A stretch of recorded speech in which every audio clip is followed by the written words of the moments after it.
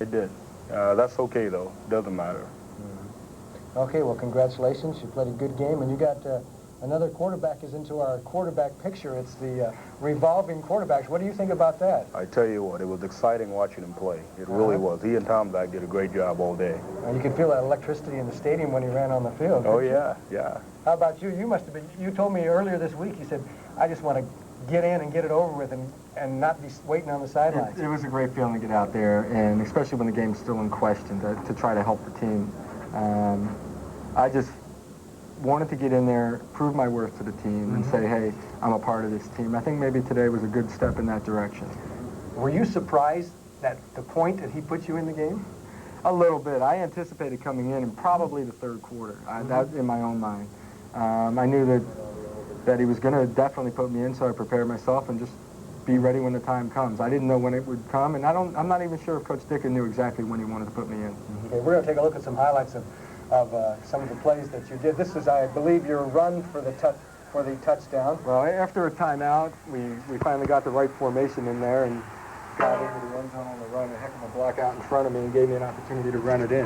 Yeah, it was Tom Thayer, number 57. You see him pulling out here. I don't think they'll see the block, but Thayer threw a heck of a block. He cut him right down in front of me and just made it an easy cakewalk to the corner. I was anticipating having to make a move or do something to get into the end zone, and it was a cakewalk. Here's the one you threw 65 yards in the air, and you were telling me just yesterday that you had thrown one 70 yards, I think, in college in a game, but you really zinged that one. I let it fly a little bit. Willie, before the play, I was telling him to really take a good look at this because I was going to go for the post, or I was going to take a peek at the post anyway, and the free safety came out of the middle of the field, and I just tried to lay it up for Willie, and he came down underneath it. Yeah, when you see that free safety out of his position, you know you got something going. You know you have a chance for a big one. Okay, here's the rollout to the left. On the sprint out here, I wasn't sure whether I was going to get that one off or not. I had pressure coming from the backside, but Walter made a great move to get behind in one-on-one coverage.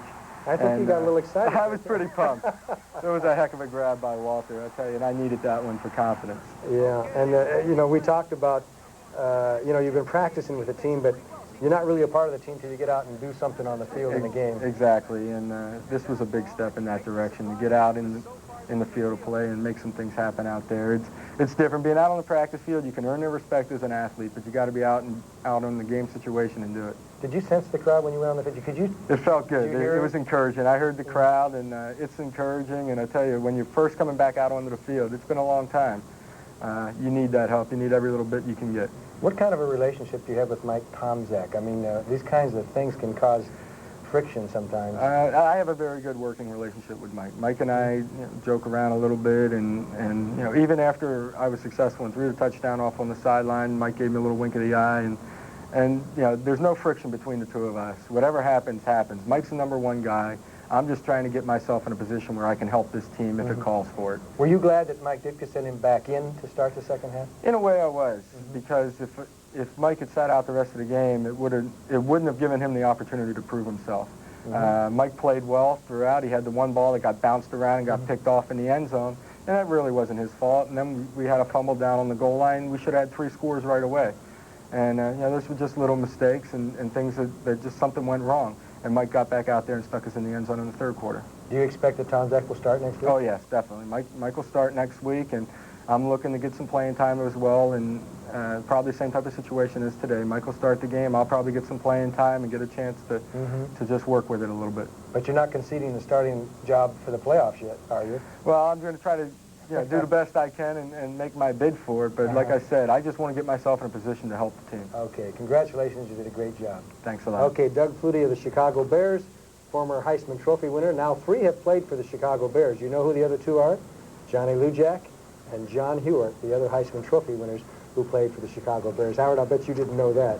Sure I did. You did? What are you okay. talking about, John? That's it from the locker room.